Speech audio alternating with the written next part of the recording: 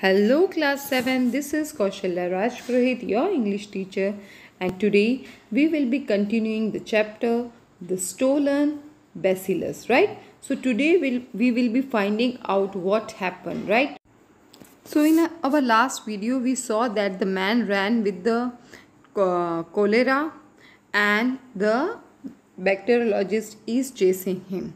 The bacteriologist hatless and his carpet slipper was running, gesticulating widely, right? So he was just following the thief. One slipper came off, but he did not wait for it. So even his slipper came off, but he did not wait for it. He has gone mad, said Minnie. It's that horrid science of his, right? So when Minnie saw that, she said that he has gone mad. The slender man pointed hastily to the bacteriologist, said something to the cabman. The apron of the cab slammed and the whip swished and the horse feet clattered, right? So the man was looking at the bacteriologist. He saw that he was chasing him. He just said something to the cabman and just he closed the apron of the, you can say, the cab, right? You can see the cab. So they had an apron, a curtain like material, right? And he told him to move away. And in the moment, the cab with the bacteriologist hotly in pursuit has descended up in vista, right? So in the moment, the cab have just vanished. It has diminished. It have run away. Minnie hastily put her bonnet on, seized his shoes, went into the hall, took down his hat and light overcoat from the pegs, emerged upon the doorsteps and hailed a cab that was luckily crawled right by. So now Minnie was going to give all the hats, slippers, shoes to the bacteriologist. So she just wore her hat and took the coat, everything of the scientist and called the cab. Drive me up the road and round Havelock Preston and see if we can find a gentleman running about in a velveteen coat and no hat, right? So she said that let us find the scientist. The man in the foremost cap sat crouched in the corner, his arms tightly folded and the little tube that contained such vast possibilities of destruction gripped in his hand, right? So the man was in the cab, right? He had the tube in his hand and he was thinking. What he was thinking, he had only to make sure of the water supply and break the little tube in the reservoirs. Okay, so what he have to do, he have to just to make sure that he can put this tube into the water supply. How brilliantly he had planned it, forged the letter of introduction and got into the laboratory, and how brilliantly he had seized his opportunity. He craned out of the cab, right? So he was thinking how he forged the letter of introduction and how he went into the laboratory, and when he got the chance, he just took off the test tube. The bacteriologist was scarcely 50 yards behind. That was bad. He would be caught and stopped yet, right? So the bacteriologist had chased him and he was only 50 yards away. So he got scared that he thought that he could be catched. The cab swayed and the anarchist, half standing under the trap, put the hand containing the little glass tube upon the apron to preserve his balance, right? So he was looking back, and at that time the cab was swaying. The anarchy, half standing in the trap, put the hand containing the little glass tube upon the apron to preserve his balance. He felt a brittle thing crack. So the test tube cracked and broken half of it rang upon the floor of the cab, right? So the test tube was, as it was a glass test tube, it just broke, right?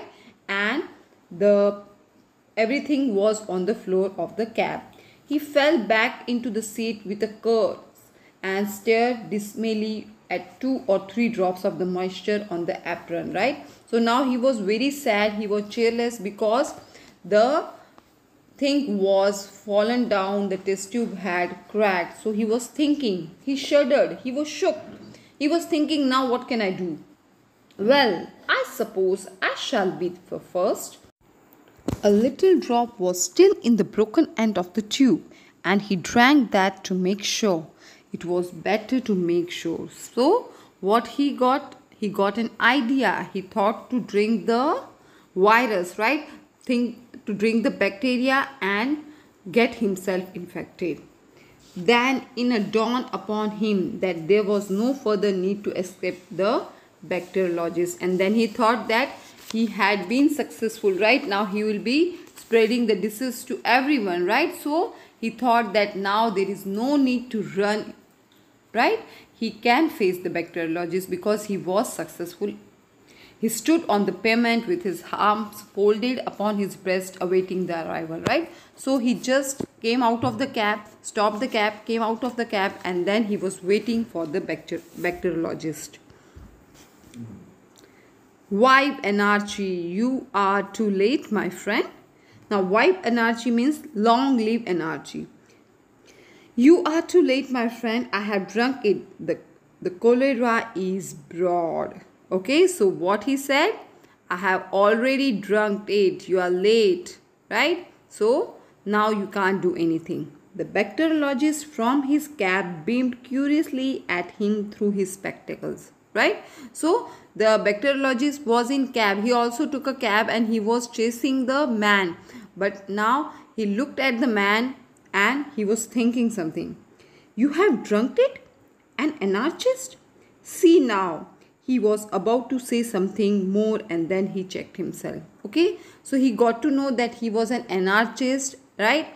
And he was about to say something, but he checked himself and he stopped and he said nothing.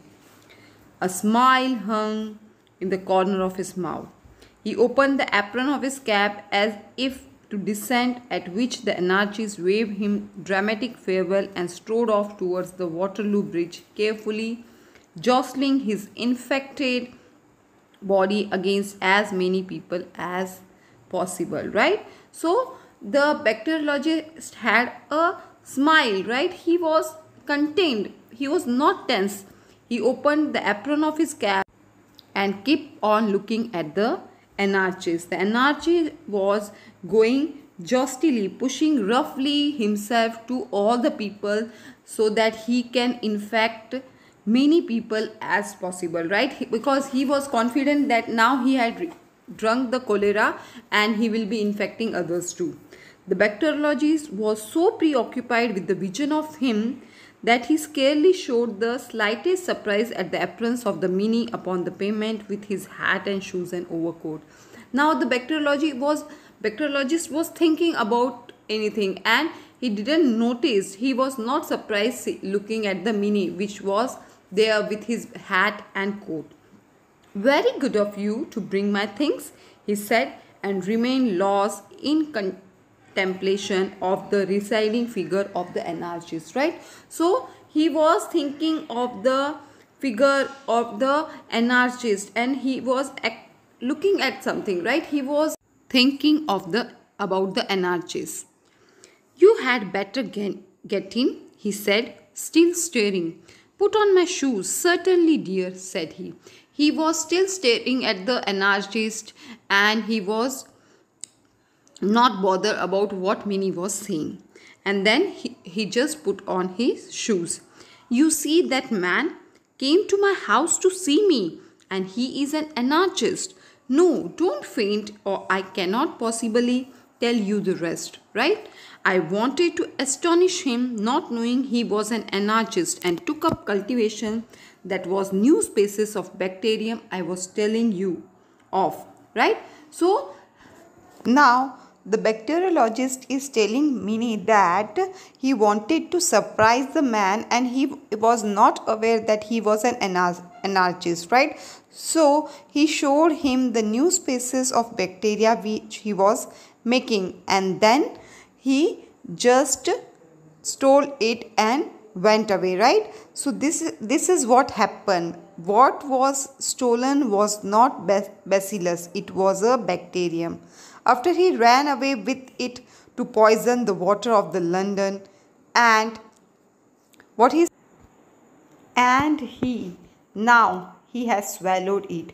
Of course, I cannot say what will happen, but it turned that. Right now, the bacteriologist is saying that the anarchist has swallowed the new species of bacterium which was made by this scientist, right? And now he says, I don't know what is going to happen, but this Bacterium has turned the kitten blue, the three puppies in patches, and the sparrow bright blue. But the bother is, I shall all have the trouble and expense of preparing some more. Right? So it was a story upside down. What happened is there was an anarchist. He went to meet the bacteriologist. Right? He wanted to steal the bacillus from the laboratory, right? So he made a fake introduction letter and went into the laboratory. There the scientist was unaware that he was an anarchist and he wanted to surprise him, so he just showed his new species of bacterium which was made by him to the anarchist and told him that it was an cholera, right? It was a bacillus, right?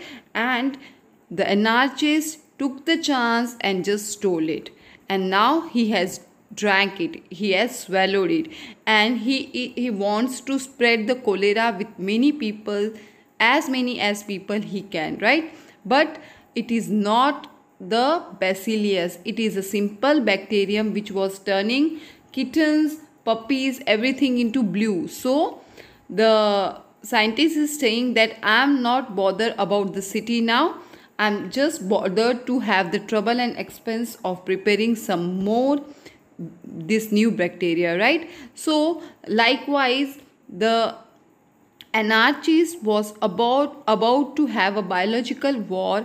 He wanted to destroy the whole London, but by his own mistake he had just failed doing this, right? So I hope you have understood the topic.